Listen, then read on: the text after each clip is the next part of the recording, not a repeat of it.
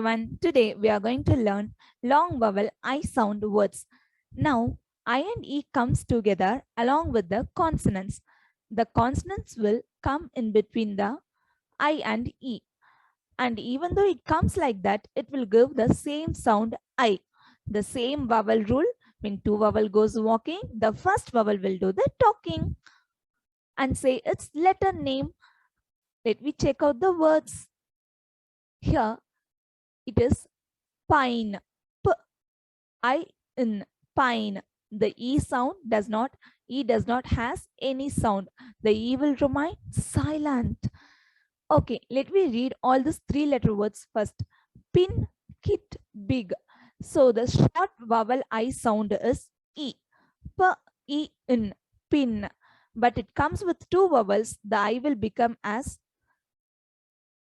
long vowel I. It is going to say its letter name I. P-I-N, pine. Here it is kit. So look at this word kite, nine, big, five, hive, bike. I have given here mixture of short vowel and long vowel I sound words.